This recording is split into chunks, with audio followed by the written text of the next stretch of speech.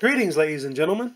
Thank you for joining us. Today, we're going to embark on the start of our CC-01 project. You may have seen bits and pieces of this before. There was an unboxing of the CC-01 itself, and you might have also seen the unboxing of the GTX3, and where we took a look at these tires and wheels as we put them together while we was waiting on our bearings to come in. So this video will not be a full-on step-by-step build because pretty much we're going to go straight from the book. Anything we show will be deviations from the book. There's a couple little things we're going to do along the way just to make life a little bit better for this. Now, something I want to talk about is what took us so long to get to this build. We originally had planned to just build it and go, but there's one problem with the CC-01s, and that is they come with plastic bearings to support all the drive points. That will not work. I mean, yeah, it'll work for a little bit, but if you're serious about off-roading, it will not hold up. Over time, grime will get in and just destroy those plastic bushings. So we ordered bearings. And the bearings we're going to go with to replace most of them is these ones from Acer Racing. Acer Racing is a popular bearing company, and we want these yellow sealed ones. That way we can replace all the plastic bushings with those, and won't have to worry about slop coming up. Now, speaking of slop, one problem with this CC-01s, well, another problem with the CC-01s is the steering. The steering can develop a lot of slop. So to cure that problem, we went with the Alien Tack steering kit. This is an all-metal steering kit that replaces the stock plastic pieces and includes some bearings for the shafts to ride on. So this right here, from what I read, is one of the better ones out there. So we're going to give it a try. Now, to power this, to control it, we're going to use this GTX3 from Turnigy. And we're going to put our receiver inside this Traxxas waterproof box. If you've seen our other videos, you know I like this box, the 3628. It has kept my receivers quite dry. So we're going to go with it. And to start with, we're going to give the stock ESC a try. It is not waterproof, but I just want to give it a try and see how it goes. More than likely, we'll end up swapping it out later. The CC-01 tires that come stock on it are very hard, very small, and don't have much in the way of tread. So to fix that, we went with these wheels and tires right here. I got these from Amazon. They're a no-name wheel and tire, but I'll be honest, they went together very well. You can check out our video on that, where I reviewed these tires and wheels. They went together very, very well. The beadlocks hold great, and the tires are reasonably soft.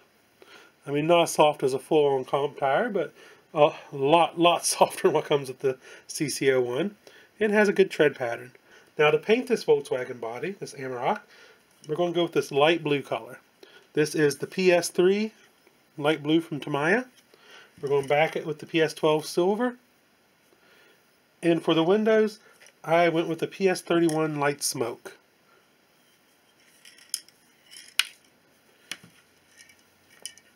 And there you have it. This is what we're going to tear into it with and what we're going to add to it as we go. There may be some other changes as we go along. There's a couple little tips as we build. And like I said, we'll cover those as we get to them. Well, let's get started.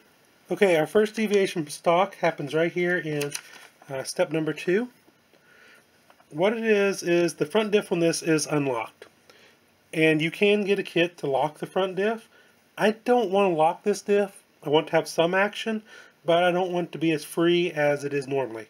So what I'm going to do instead of doing like the instructions say here, of just assembling stuff and giving it a light coating of the included grease, the included Tamiya ceramic grease, which is this tube right here.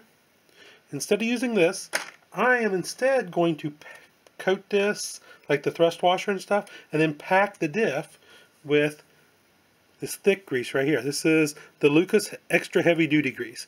This stuff is green, it is thick, and it is very, very sticky. So I'm going to use this right here to pack the diff. That way it will slow down the action a lot. So first thing we're going to do, like step 1 says, we're going to take our stick here and we're going to put a light bit on this washer, like it says. This little washer right here. I'm just going to put a little bit on one side over here. I'm going to drop it down the hole, because then we're supposed to put some on this skier right here and line it up on that washer. So let me do that real quick. I'm just doing one side on it as well. Then I'll just drop it down in there, line everything up. There we go. Now for our next step, we're going to go ahead and put some grease on the top of the gear.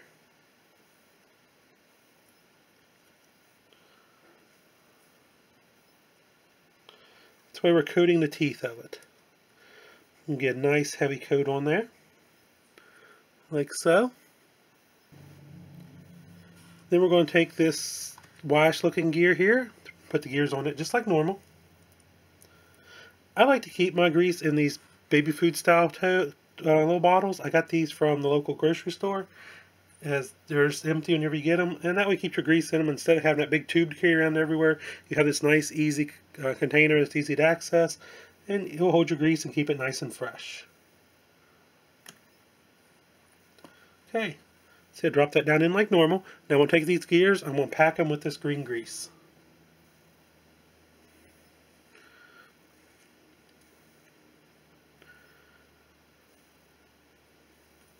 If you get some over top the holes, that's fine. It may squirt out whenever you put the screws in, but that'll be okay. Just packing it down in there. Now whenever I lube these gears, I will not use the Tamiya grease there either, but I will use blue marine grease.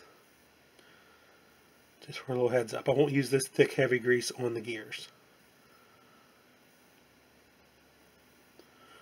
Okay, now that that's packed, we're going to do like we did before. We're going to take this gear right here. We're going to put just a little dab on it on one side. We'll drop it down in there.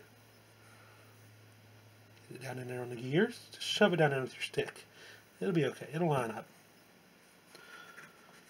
And with our washer, put a little bit of grease on it. Get it down in there. Now we're just going to take the back plate. We're going to put it on and screw it down just like the instructions say. Just line up these little pins here with those little grooves where the spider gears ride on.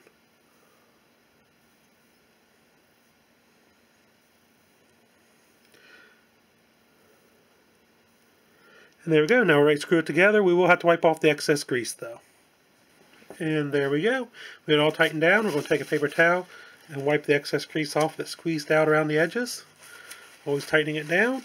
And then we'll just set this aside until we get to that step of installing it into the chassis and gearbox.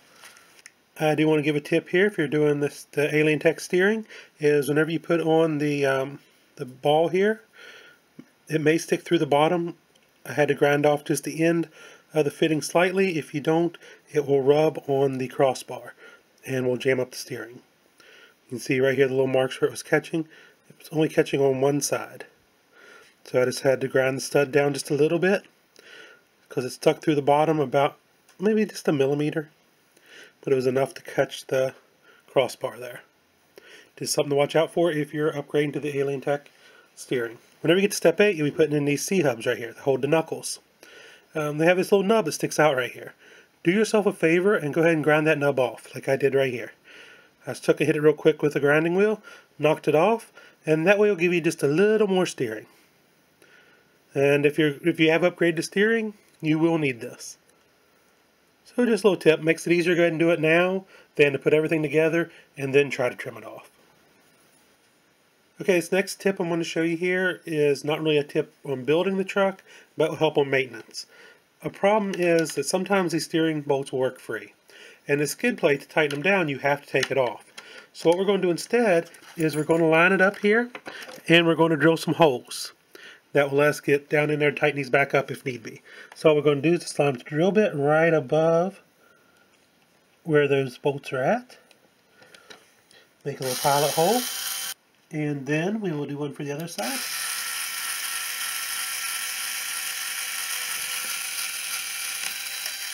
Now we have our pilot holes in, we will make those big enough to get an Allen wrench in.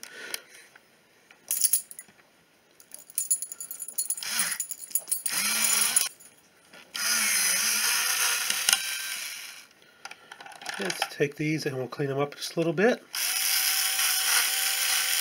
And now we'll be able to tighten up those screws on the steering without removing this whole plate. So it makes life a lot easier out on the trails if that happens to work loose. This right here isn't really a build tip, But as you go along, you may have noticed that the battery compartment is round for the old style stick packs, because this is an old chassis design. Now some soft packs may just drop down in here, and some smaller packs will too. But my problem is my lipos will not fit. So I have a couple options here. What am I going to do?